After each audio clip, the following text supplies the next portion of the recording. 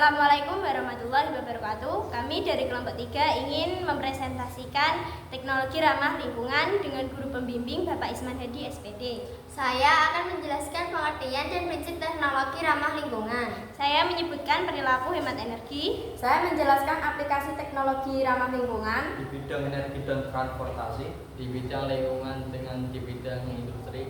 Saya akan menjelaskan teknologi tidak ramah lingkungan. Perkenalkan, nama saya Anesrian Febiola. Saya akan menjelaskan pengertian prinsip teknologi ramah lingkungan.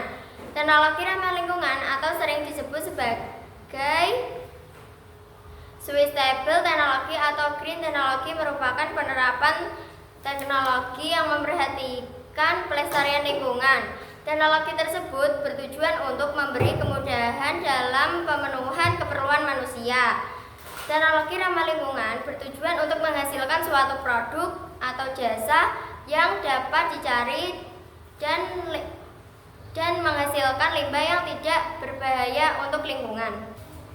Lingkungan di sekitar kita tidak lepas dari pemanfaatan teknologi, misalnya pertanian, industri besar, dan industri skala rumah tangga. Pemanfaatan teknologi yang tidak tepat dapat mengakibatkan kelestarian alam. Oleh karena itu, sebagai warga negara yang baik, kita dapat menjaga kelestarian alam dengan baik dan menjaga kesehatan diri sendiri. Kenalkan, nama saya Foni Silvi Indriani. Di sini saya akan menjelaskan tentang teknologi ramah lingkungan di bidang energi. Teknologi ramah lingkungan dapat diterapkan pada bidang energi sebagai upaya mencari sumber energi alternatif untuk masa depan. A. Bahan bakar dari tumbuhan. Biofuel merupakan bahan bakar alternatif yang berasal dari bahan-bahan organik. B. Biogas. Biogas merupakan jenis bahan bakar alternatif yang diperoleh dari proses fermentasi bahan-bahan organik oleh bakteri anaerob. Selanjutnya ada sel surya.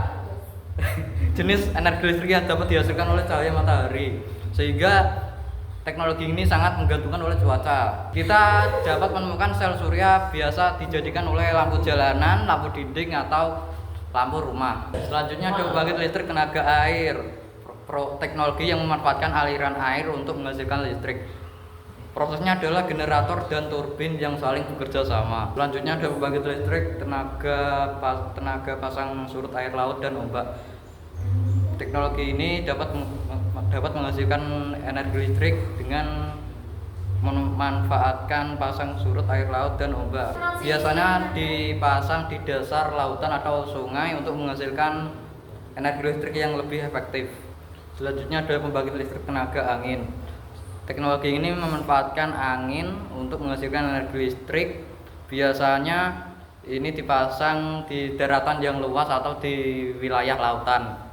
Selanjutnya ada geothermal. Teknologi yang dapat memanfaatkan energi listrik dengan memanfaatkan tanah, lapisan, dan dasar bumi yang terpendam di dalam kerak bumi. Selanjutnya ada fuel cell dan hidrogen power. Matahari menghasilkan energi yang menjaga keberlangsungan hidup di bumi melalui penggabungan inti atom hidrogen. Yang kedua ada teknologi ramah lingkungan di bidang transportasi. Teknologi ramah lingkungan dapat diterapkan pada bidang transportasi sebagai upaya meningkatkan kendaraan yang menghasilkan emisi atau limbah yang berbahaya bagi lingkungan. A. Ada kendaraan hidrogen. Kendaraan hidrogen merupakan kendaraan yang menggunakan hidrogen sebagai bahan bakar penggerak mesin. B. Ada mobil surya. Mobil surya merupakan mobil yang bahan bakar utamanya berasal dari sinar matahari. C. Ada mobil listrik. Mobil listrik merupakan mobil yang didorong oleh satu atau lebih mobil listrik menggunakan listrik yang disimpan dalam baterai atau alat penyimpanan energi lainnya. Biopori adalah istilah dari lubang resapan, yang dimana cara membuatnya teknik ini adalah membuat area yang dilubangi kecil-kecil berpori dan nanti akan menyambungkan ke tempat penyimpanan air.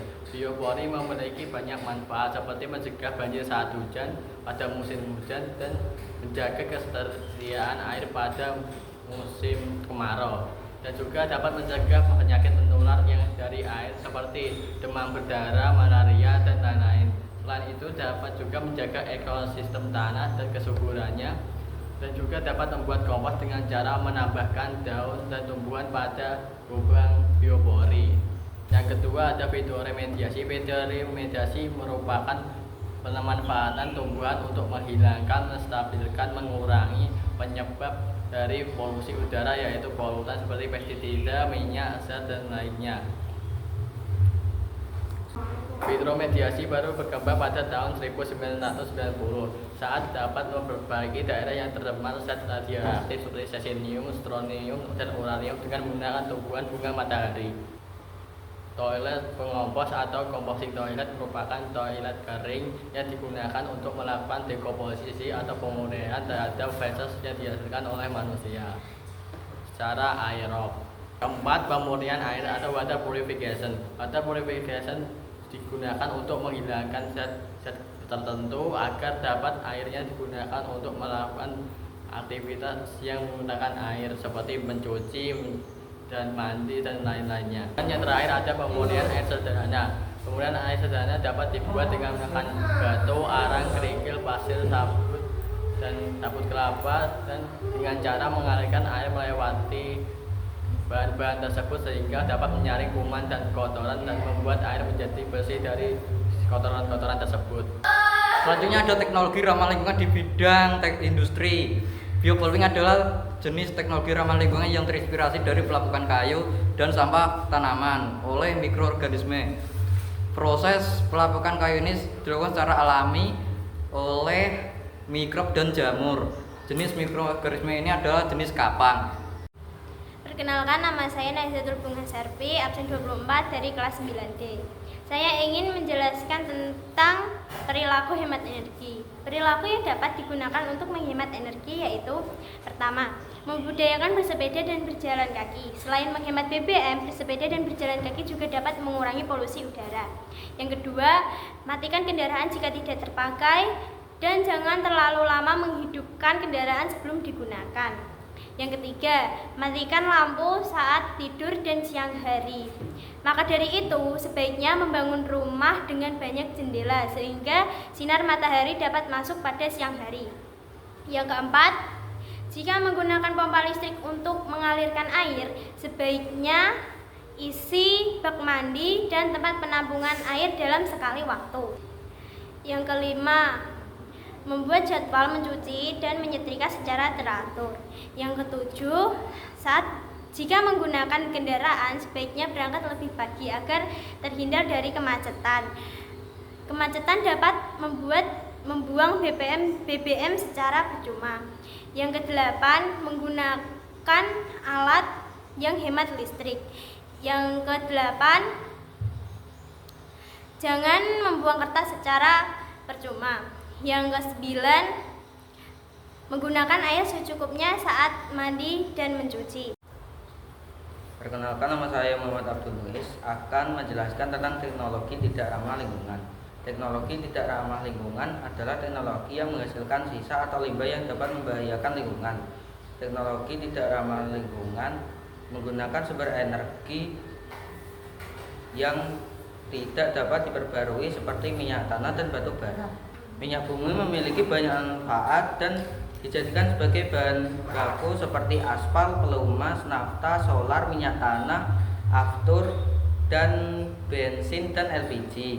Minyak bumi terbuat dari makhluk hidup yang telah mati jutaan tahun lalu dan terjebak dalam suatu ruangan yang tertutupi oleh batuan di dalam tanah dan di dalam lautan.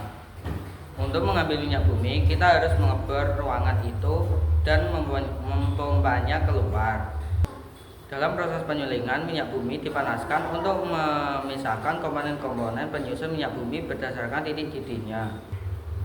Batu bara merupakan bahan bakar fosil yang berbentuk padat yang terbentuk dari tanaman yang terkubur selama 300-400 juta tahun lalu. Kemudian terpapar oleh sinar matahari dan tekanan selama jutaan tahun lalu.